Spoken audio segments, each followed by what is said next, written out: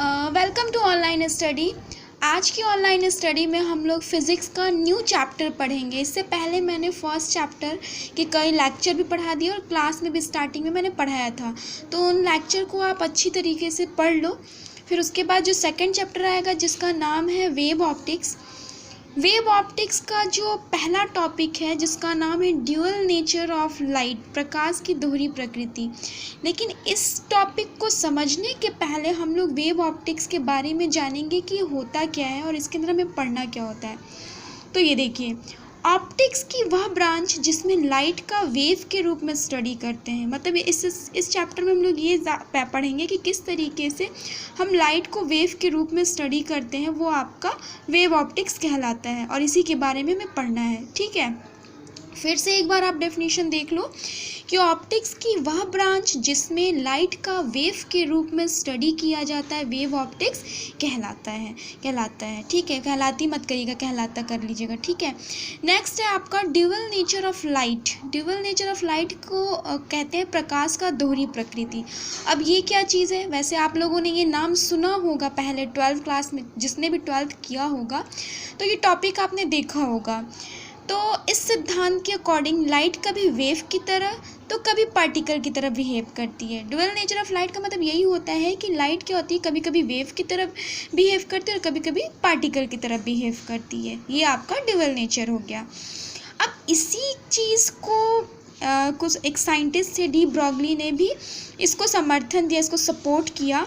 तो लाइट के dual nature को डी ब्रॉगली वेव कहते हैं, क्योंकि जो साइंटिस्ट थे, ये जो आखिर डी ब्रॉगली वेव लिखा हुआ, ये एक साइंटिस्ट थे जिन्होंने इस नेचर को यानी कि इस कॉन्सेप्ट को सपोर्ट किया था, जिसके कारण इसका नाम डी ब्रॉगली वेव भी कहा जाता है। Normally dual nature of light को डी ब्रॉगली वेव भी कहते हैं और इस वेव की जो वेवलेंथ है, इस वेव की वेवलेंथ को डी ब्रॉगली वेवलेंथ कहते हैं। ठीक है, तो अब हम आगे देखेंगे क्या चीज़ है। अब वेवलेंथ जो मैंने बोला, तो वेवलेंथ कैसे फाइंड करेंगे वो चीज़ आप देखो।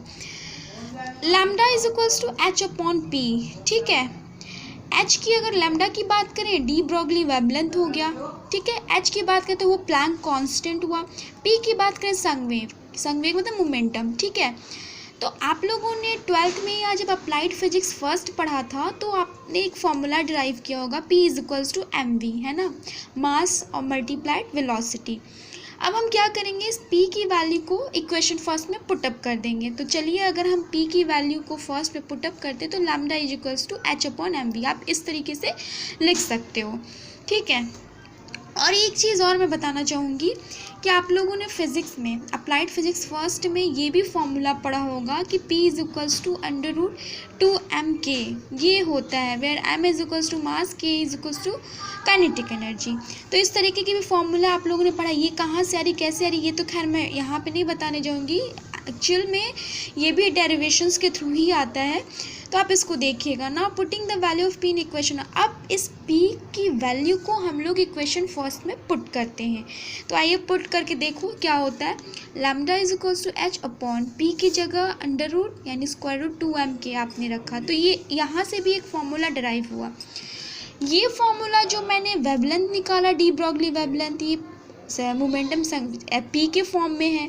और जब अगर मैं काइनेटिक एनर्जी मतलब जो पार्टिकल है वो मोशन में है, उस केस में उसकी जो वेवलेंथ है वो क्या आएगी, वो मैंने देखा। तो मैंने लिखा k equals to kinetic energy of particle. कौन सी पार्टिकल? जो मूव कर रही है, क्योंकि पार्टिकल क्या कर रही है, मूव कर रही है ना। तो इस तरीके से आपने डी ब्रॉगली वेवलेंथ के फॉर्मूले को भी प्राप्त कर लिया। ये तब यूज़ आएगा जब आपके कुछ न्यूमेरिकल्स आएंगे तब। ठीक है, तो पहला टॉपिक था वेव ऑप्टिक्स के बारे में आप समझ चुके हैं। फिर उसके बाद ड्यूअल नेचर ऑफ लाइट क्या होता है, कि कभी कभी जो पार्टिकल्स होते हैं वेव की तरह भी, और जो आपके लाइट होता है वो पार्टिकल और वेव दोनों की तरह वर्क करता है। नेक्स्ट हम लोग इसमें आगे पढ़ेंगे, लेकिन आगे पढ़ने से पहले कुछ टर्म्स आप देख लो कि reflection and refraction of light, ये होता क्या है। ये आप 9th में भी पढ़ते आ रहे हो, 10th में भी पढ़ते आ रहे हो, और उसके बाद आप लोगों ने 12th स्टैंडर्ड में भी पढ़ा होगा। तो रिफ्लेक्शन क्या होता है? सबसे पहले आप जानिए कि लाइट वेव होता है किसी होमोजेनियस मीडियम में स्ट्रेट लाइन में चलती है। ये सच है, ये बिल्कुल फैक्ट है कि लाइट जो है होमोजेनियस मीडियम में स्ट्रेट लाइन में चलती है। ठीक है। लेकिन जब लाइट वेव एक मीडियम से दूसरे मीडियम में इंसिडेंट होती है, यानी कि मान लीजिए लाइट एक मीडियम में चली और फिर एक मीडियम से दूसरे मीडियम में चली। अब एक मीडियम, कभी आपने सुना होगा rare to denser, denser to rare, तो उस केस में दो इंसिडेंट होते हैं, यानी दो घटनाएं घटती हैं, और वो दो इंसिडेंट क्या होते हैं, एक होता है रिफ्लेक्शन लाइट का और दूसरा क्या होगा, रिफ्रैक्शन। तो अब हम रिफ्लेक्शन के बारे में पढ़ेंगे कि होता क्या है। रिफ्लेक्शन ऑफ लाइट मीन्स प्रकाश का परावर्तन, रिफ्रैक्शन ऑफ लाइट मीन्स प्रकाश का अपवर्तन। तो चलिए हम लोग देखते हैं रिफ्लेक्शन ऑफ लाइट क्या होता है। जब लाइट रेज किसी एक ही होमोजीनियस मीडियम से दूसरे मीडियम पर इंसिडेंट होती है, यानी एक मीडियम से दूसरे मीडियम में जाती है, तो वह दूसरे मीडियम से वापस पहले मीडियम में लौट आती है, बैक हो जाती है। तो इस घटना को, इस इंसिडेंट को लाइट का रिफ्लेक्शन कहते हैं। ये आप 12th में भी पढ़ चुके हो, इसको फिगर के थ्रू बाकायदा वहाँ पे उन लोगों ने समझाया, चूँकि सिलेबस में आपके नहीं है, लेकिन हाँ ये मैं इसलिए पढ़ा रही हूँ क्योंकि आगे इस चीज़ की ज़रूरत होगी, तो मैं रिमाइंड करा रही हूँ एक बार कि होता क्या है। आपने पिक्चराइज करके भी देखा होगा 12th में कि मान लीजिए एक लाइट है, one medium to another medium में वो एंटर की, तो उस केस में आप देखोगे कि वापस जो एंट्री वाली लाइन होती है वो वापस कह लीजिए कि रिफ्लेक्ट हो जाती है, अपनी ही मीडियम में चली आती है, तो जिसे हम लोग क्या कहते हैं, लाइट का रिफ्लेक्शन कहते हैं। ठीक है। अब दूसरा टर्म हम लोग पढ़ेंगे, रिफ्रैक्शन ऑफ लाइट, प्रकाश का अपवर्तन। प्रकाश का अपवर्तन में क्या है कि जब लाइट की रेज एक मीडियम से दूसरे मीडियम में एंटर करती है, तो वो अपने पाथ से क्या होती है, टर्न हो जाती है, मुड़ जाती है। जिस पाथ से, जैसे मान लीजिए एक मीडियम में एंटर की और दूसरे मीडियम में गई, तो दूसरे मीडियम में गई तो वो क्या करती है, अपने पाथ से मुड़ जाती है, टर्न कर जाती है। जबकि रिफ्लेक्शन में क्या था, वो वापस बैक होती थी अपने ही मीडियम में, लेकिन यहाँ ऐसा नहीं होता है।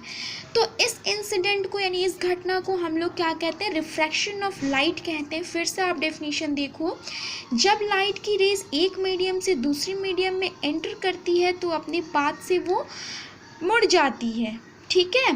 तो इस घटना को हम, इस इंसिडेंट को रिफ्रैक्शन ऑफ लाइट कहते हैं। अच्छा, आप देखिए कि अब हम ये चीज़ें इसमें पढ़ेंगे कि आखिर जब वो पाथ से मुड़ रही है तो कैसे कैसे उसका टर्न होगा, कौन से, कब, किस मीडियम से किस मीडियम में जाती है लाइट, तो फिर क्या होता है। तो वो देखिए नोट आप कर लो। पहला नोट मैं बताना चाहूँगी कि जब लाइट रेयर मीडियम से डेंसर मीडियम में जाता है तब नॉर्मल की ओर झुक जाता है ना, नॉर्मल जिसको आप अभिलंब भी कहते हो। जब लाइट डेंसर मीडियम से रेयर मीडियम में जाता है तो नॉर्मल से दूर हटती है।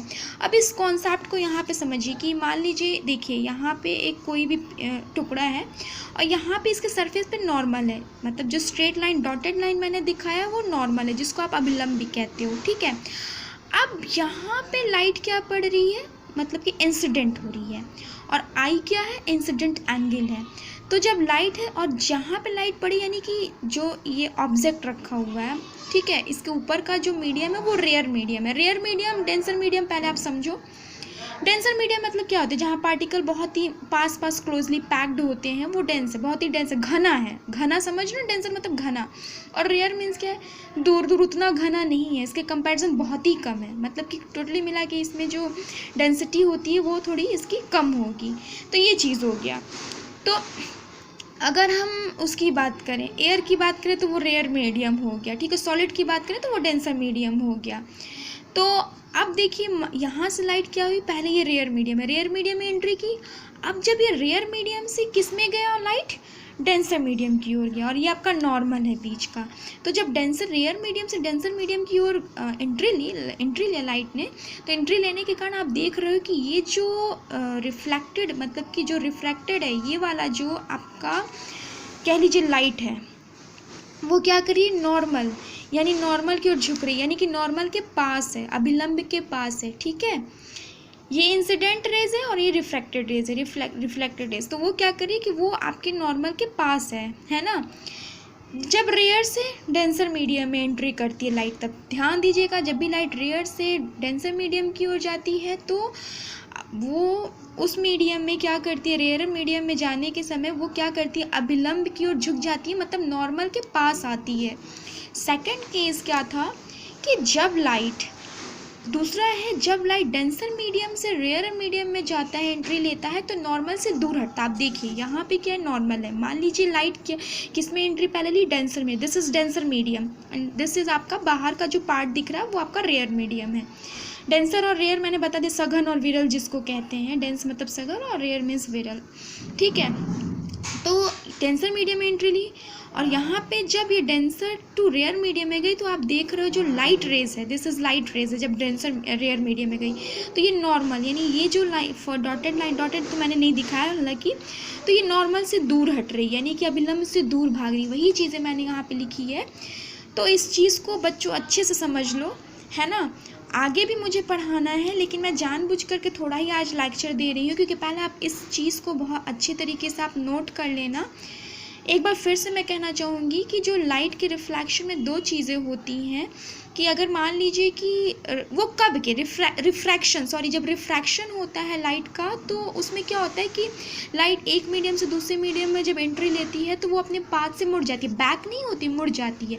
अब मुड़ती है तो उसमें केसेस ये है ना कि जब light rare to denser medium में एंट्री ली तो अभिलंब से कह लीजिए जो नॉर्मल है उसके पास आती है, मतलब उसके पास रहती है, उसके अभिलंब की ओर झुक जाती, नॉर्मल की ओर झुक जाती है। लेकिन जैसे ही अगर वो डेंसर टू रेयर मीडियम में गया तो वो क्या करता है, नॉर्मल से दूर चला जाता है। ये देखिए ये रेज है ना, यही है ना, ये दूर चली गई। और I is equals to incident angle होता है और आर की अगर हम बात करें तो रिफ्लेक्टेड एंगल होता है जो रिफ्रैक्ट हुई। ठीक है, आज के लेक्चर के लिए इतना, थैंक यू।